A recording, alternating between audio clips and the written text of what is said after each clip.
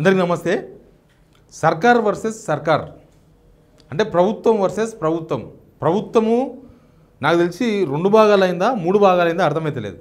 ఓ పక్క సీఎం రేవంత్ రెడ్డి తర్వాత మినిస్టర్స్ ఇద్దరు 2 భాగాలు. వీళ్ళిద్దరు కాదని చెప్పేసి ఆఫీసర్స్. ఎందుకంటే డైరెక్ట్గా ఐఏఎస్ ఆఫీసర్ల మీద ఐపీఎస్ ఆఫీసర్ల మీద డైరెక్ట్ కామెంట్లు. ఇంకా సీఎం రేవంత్ రెడ్డి చేసిండు మాదే ఉందని చెప్పేసి మిగతా వాళ్ళు అనుకున్నారేమో. మిగతా మంత్రులు లేకపోతే మిగతా మాజీ మా ఎంపీలు మిగతా మాజీ ఎమ్మెల్యేలు ఎవరు తీట వాళ్ళు తీసుకుంటున్నారు. నోటికి ఎంత వస్తే అంత మాట్లాడేస్తున్నారు అడ్మినిస్ట్రేషన్ మీద. ఇప్పుడు ఈ అడ్మినిస్ట్రేషన్ ఐఏఎస్లు ఐపీఎస్లు లేకపోతే మిగతా అధికారులకు బాస్ ఎవరు? సీఎమే బాస్. సీఎమే ఐఏఎస్ ఐపీఎస్ల మీద ఎట్లా మాట్లాడినా మనం చూసాం కదా. వాళ్ళంతా డ్రెస్సులు వేసుకొని పోయి సెలిమెంట్ చేసుకుంటున్నారు. ఐఏఎస్లు ఏసీ రూమ్లోకి వెళ్ళి బయటకు వస్తలేరు. వాళ్ళు పని చేయలేదంటే బాస్ సరిగా పనిచేస్తలేరని అర్థం. ఆఫీసర్లు సరిగా పనిచేస్తలేరు, టీచర్లు సరిగా చెప్తలేరు చదవంటే హెడ్ మాస్టర్ చాదగానని అర్థం. ఇక్కడ కూడా వీళ్ళు పనిచేస్తలేరంటే ఇక్కడ ఉన్న ఈ గుంపు మేస్త్రి ఉన్నాడు కదా, ఆయన పనిచేస్తున్నాడు మేస్త్రి కింద. ఆయన అప్పుడు అదే కదా పోల్చింది, నేను గుంపు మేస్త్రిని మిగతా వాళ్ళంతా మేస్త్రీలు వాళ్ళ పని వాళ్ళు చేస్తారని. ఈ మధ్య కాంగ్రెస్ మీడియా మొత్తం కూడా ఐఏఎస్లు టార్గెట్గా ఐపీఎస్ టార్గెట్గా వార్తలు రాస్తున్నారు. మంత్రులు మాట్లాడుతున్నారు డైరెక్ట్గా. మధ్యాస్కి గౌడ్ ఒక మాట అన్నాడు. మధ్యాస్కి గౌడ్ ఏమన్నాడంటే ఎలిమినార్ డీసీపీ డైరెక్ట్గా పోలీస్ ఆయన ఆఫీస్లో కూర్చొని ఆయన ఆఫీస్లో ఫుల్ టైం సెటిల్మెంట్ చేస్తున్నాడంట, పార్ట్ టైం ఉద్యోగం చేస్తున్నాడంట డీసీపీ. ఆ డీసీపీ తలకాయ ఉంచుకోవాలనా లేకపోతే తలకాయ తెంచుకోవాలనా? ఒక మాజీ అక్కడి నుంచి పోటీ చేసి ఓడిపోయిన ఎమ్మెల్యే అభ్యర్థి మధ్యాస్కి ఆ మాట మాట్లాడితే ఎలిమినార్లో పోటీ చేసి ఎలిమినార్ డీసీపీ మీదే మాట్లాడాడు. ఎలిమినార్ డీసీపీ ఏం చేయాలి ఇప్పుడు? ఉద్యోగం చేయాలన్నా రాజీనామా చేసి పోవాలన్నా? ఇక జూబల్ కృష్ణారావు ఏమాట్లాడో వినిపిస్తా మీకు వీడియో. ఆ వీడియో అయినకన్నా ముందు మీకు రిక్వెస్ట్, మీరు ఇక్కడ దాకా ఈ వీడియో చూసినంటే మీకు ఖచ్చితంగా ఇంట్రెస్ట్తో చూస్తున్నారని నేను అనుకుంటున్నా. ఈ వీడియో కింద సబ్స్క్రైబ్ అనే బటన్ ఉంది, కింద బెల్ కూడా ఉంది. ఆ సబ్స్క్రైబ్ చేసుకున్న తర్వాత బెల్ బటన్ నొక్కండి. తర్వాత మీకు సంబంధించిన గ్రూపుల్లో వాట్సాప్ గ్రూపుల్లో షేర్ కూడా చేయండి. ఒకసారి జూబల్ కృష్ణారావు ఏమన్నారో వినండి. లేబర్ డిపార్ట్మెంట్ ఉంది. లేబర్ డిపార్ట్మెంట్లో 2000 కోట్ల రూపాయలు ఉన్నాయి. ఇక భవన కార్మికులకు వాళ్ళ యొక్క అందులో యాక్సిడెంట్స్ అయినా ప్రమాదం జరిగినా రకరకాల స్కీమ్స్ ఉన్నాయి. అవి వాళ్ళకు చేరుబాటు అందుబాటు రావట్లేదు. అంటే నెలల తరబడి తిరగాల్సి వస్తుంది, డబ్బులు ఖర్చు పెట్టుకోవాల్సి వస్తుంది.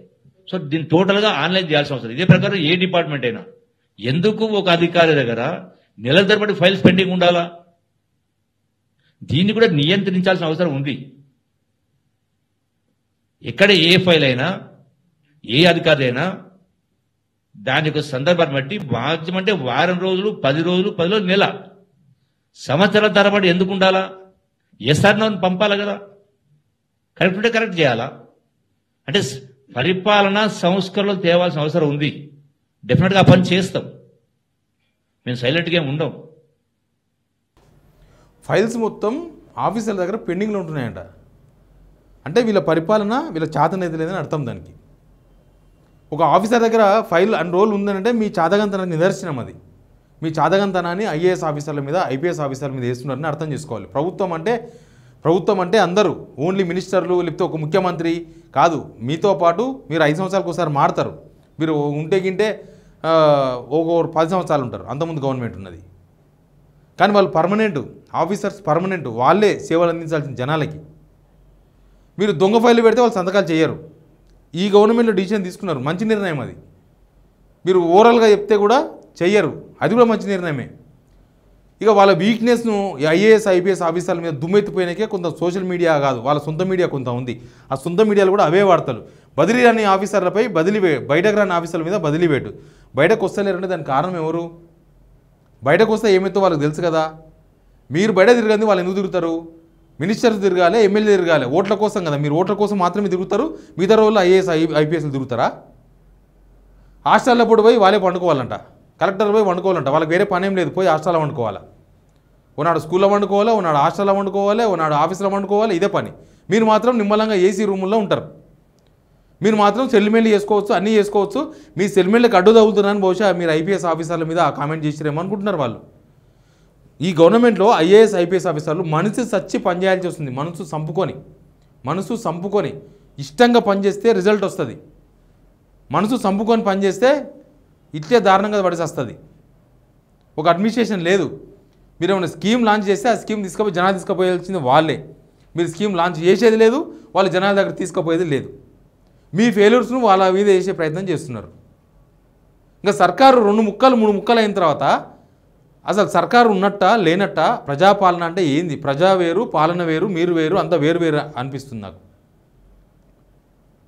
ఎనీవే, ఈ సర్కారులో జరుగుతున్న ఈ అంతర్యుద్ధం ఆఫీసర్లు వర్సెస్ పాలకుల్లో మళ్ళీ 2 భాగాలు, సీఎం వర్సెస్ మినిస్టర్స్, ఇదంతా తెలంగాణకు పట్టిన ఒక దరిద్రంగా కనిపిస్తుంది.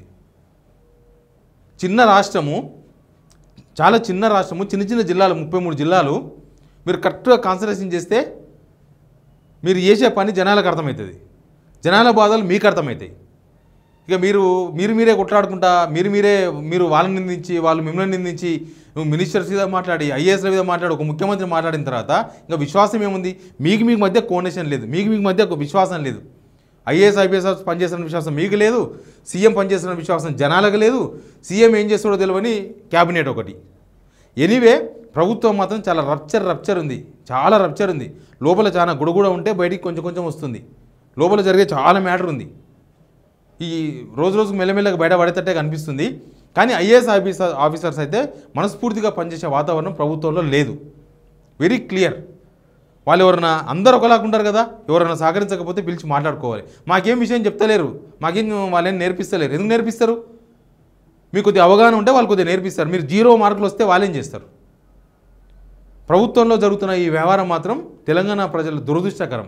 Please subscribe signal TV.